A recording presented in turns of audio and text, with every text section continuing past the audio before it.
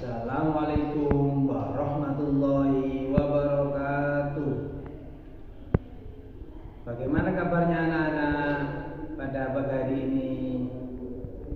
Alhamdulillah, luar biasa, Allahu Akbar.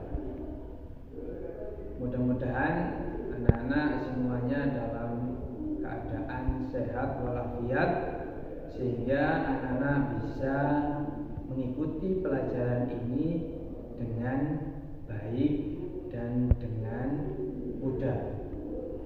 Anak-anak, sebelum kita mulai pelajaran pada pagi hari ini, siapa yang mau memimpin doa? Ayo anak-anak. Oh ya, itu Mas Fadil. Silakan dipimpin doa dulu Mas Fadil. Di sini di depan. Al-Fatihah.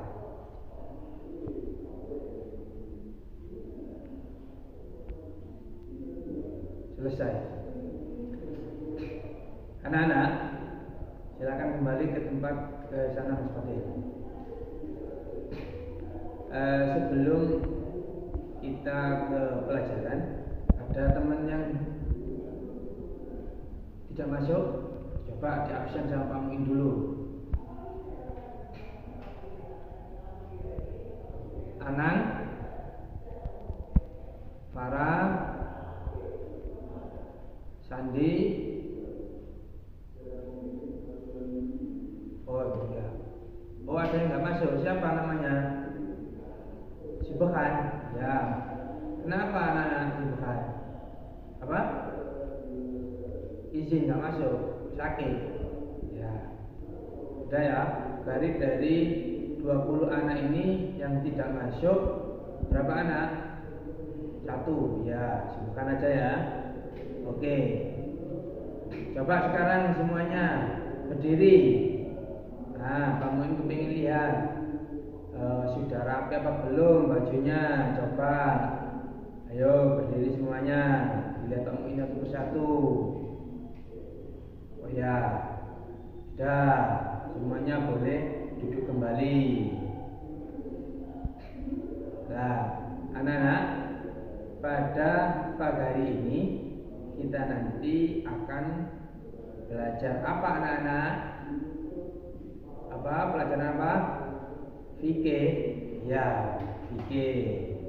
Coba siapa yang tadi malam sudah belajar? Kira-kira hari ini belajar fikih tentang apa? Apa? Muhammad? Apa Muhammad? Oh ya.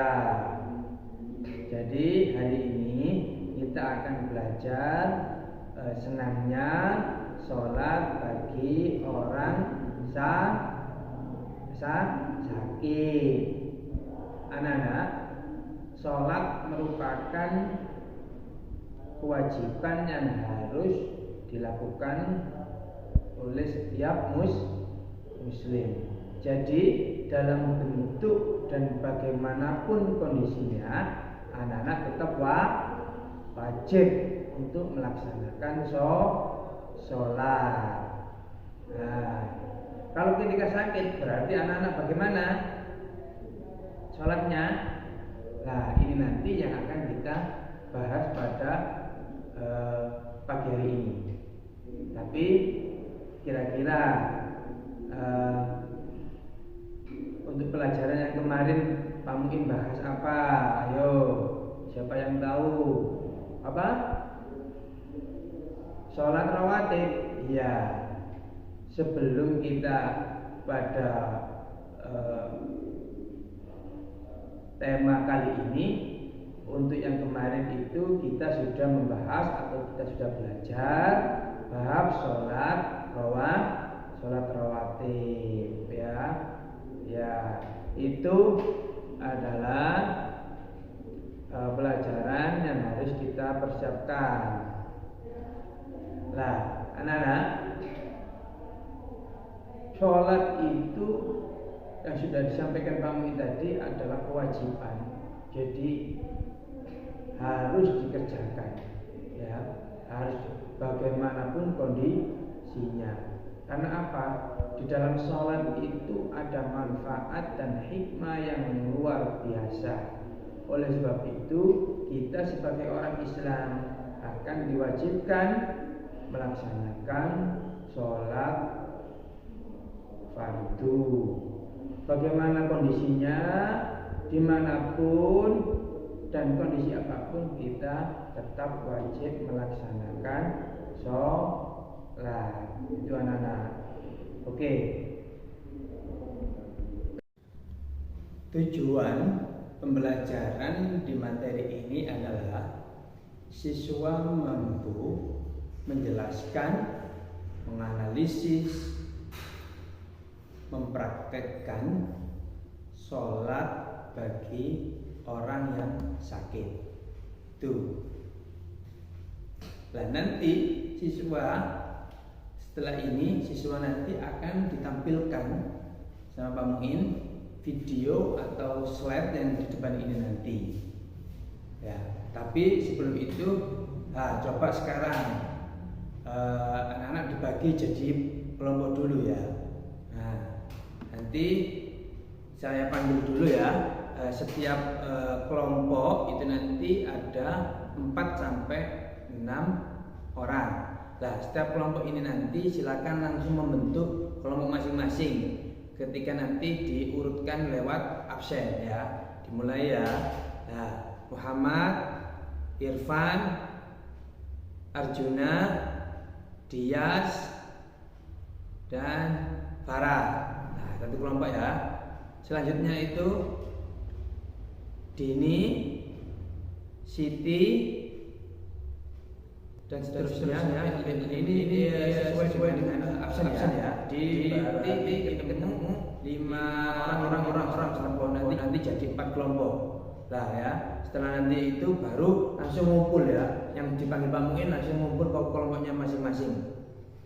Setelah itu ada Ahmad, Mustafa,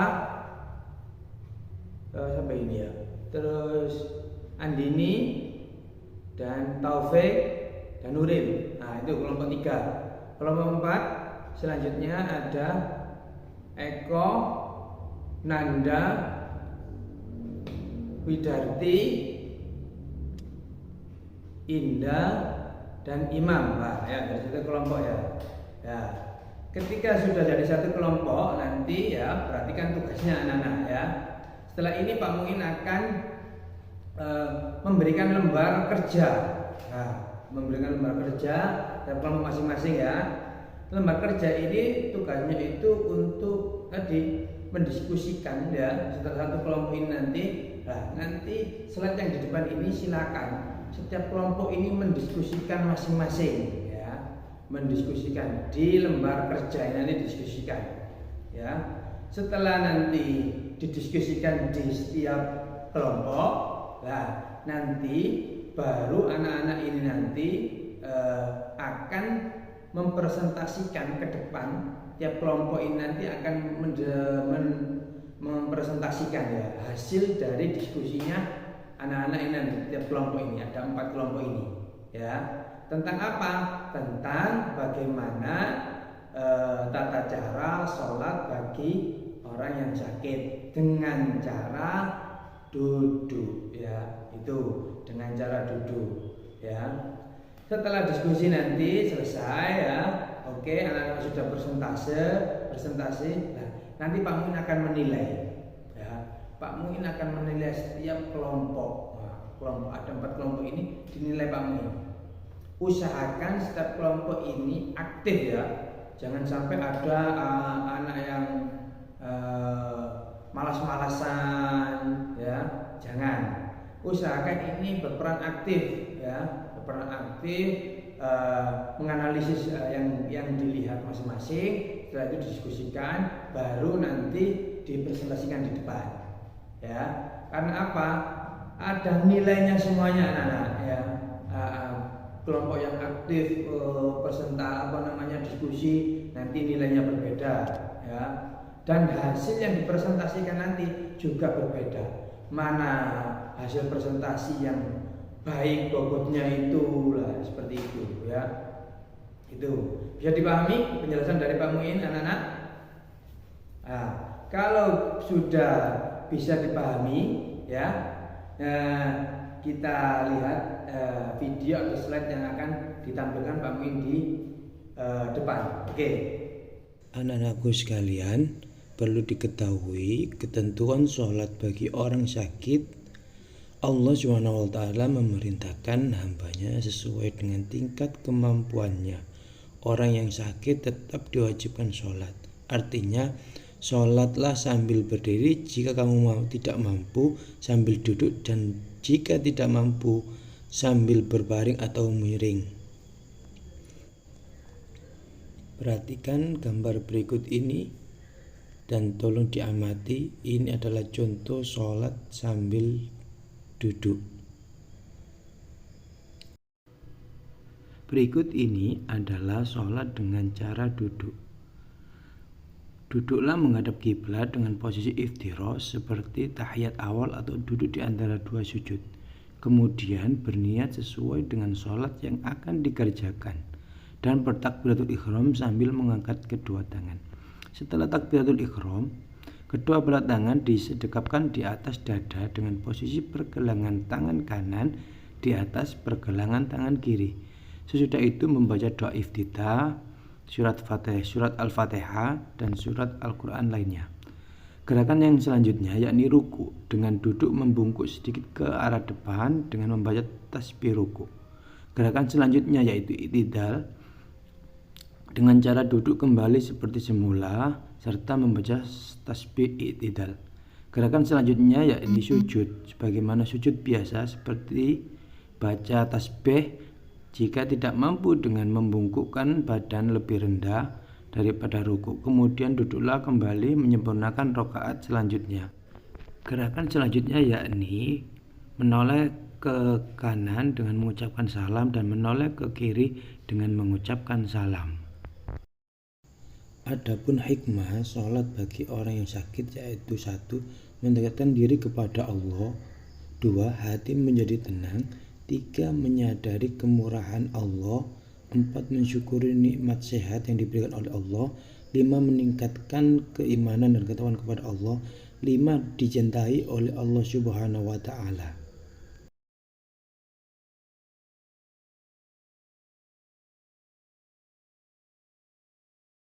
Jadi anak-anak jangan sekali-kali anak-anak meninggalkan sholat. Ya, jangan sekali-kali anak meninggalkan sholat. Baik dari kondisi apapun, ya. Meskipun anak-anak itu agak meriang atau itu tetap melaksanakan sholat. Ya. Karena apa? Allah meruksa. Apa meruksa itu? Memberikan keringanan untuk mengerjakan sholat. Jika anak-anak itu sakitnya parah, nggak bisa berdiri, boleh dengan duduk sholatnya.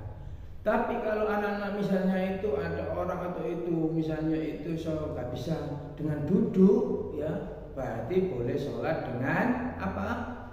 Sama? Berbaring atau tidur terlentang. Lah, nek wis gak gelem sholat atau tidak mau sholat, berarti apa?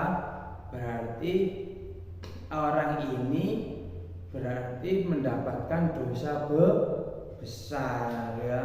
Itu makanya itu kita semuanya mulai dari kelas 3 ini ayo kita latih, ya, dilatih untuk melaksanakan sholat 5 waktu. Jadi ketika nanti anak-anak sudah balik, ya, anak-anak sudah balik, ya anak-anak sudah mampu melaksanakan sholat 5 waktu seperti itu. Baik ya anak-anak, bisa dipahami ya. Nah, hari ini tadi kita sudah belajar apa anak-anak?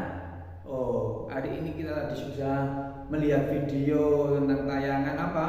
Sholat bagi orang yang sakit, atau tata caranya itu bagaimana. Lah ini ya, sholat bagi orang yang sakit. Nah, ya anak-anak, setelah itu ya di pertemuan yang selanjutnya nanti Pak Min juga akan memberikan slide lagi ya. Terkait apa? Terkait dengan sholat bagi orang yang sakit dengan cara apa? Berbaring atau tidur telentang. Nah, nek wis berbaring sama tidur telentang itu berarti penyakitnya atau sakitnya ini sudah parah sehingga orang ini sudah tidak mampu sholat dengan duduk atau berdiri. Seperti itu, bisa dipahami anak ya.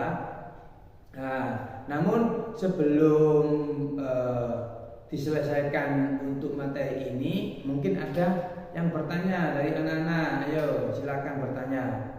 Apa? Ya, boleh silakan bertanya. Oh ya, monggo silakan bertanya. Apa pertanyaannya? Oh, kalau sakit ngeluh Pak. Oh, apa-apa. Apa? Bagaimana dengan sholat yang ketika di rumah sakit itu? Oh itu, nggak bisa. Oh ya, boleh.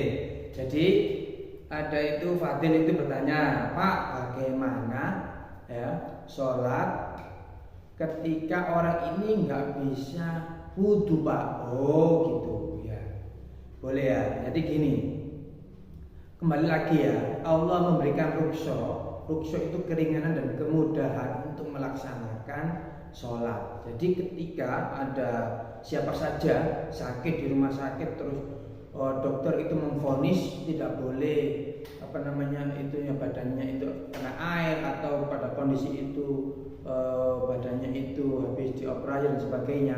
Nah, ini boleh ya, boleh dengan cara bertayamum ya itu. Nah, jadi pengganti apa tayamum itu? Tayamum itu pengganti wudu.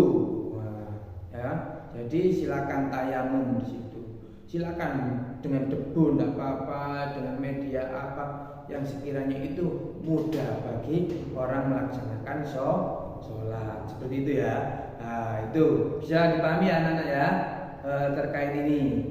Oke. Sudah tidak ada yang bertanya lagi? Oh sudah ya, oke. Sekarang pelajaran kali ini mari kita tutup dengan bacaan hamdalah bersama-sama ya. Alhamdulillahirabbil alamin. Ya, kurang lebihnya Pak Muin mohon maaf, mungkin ada penjelasan atau kekurangan dalam menjelaskan atau kekurangan dalam apapun yang disampaikan Pak Muin sekali lagi mohon maaf yang sebesar-besarnya. Diakhiri Pak Muin, assalamualaikum warahmatullahi wabarakatuh. Ketemu lagi minggu depan anak-anak ya.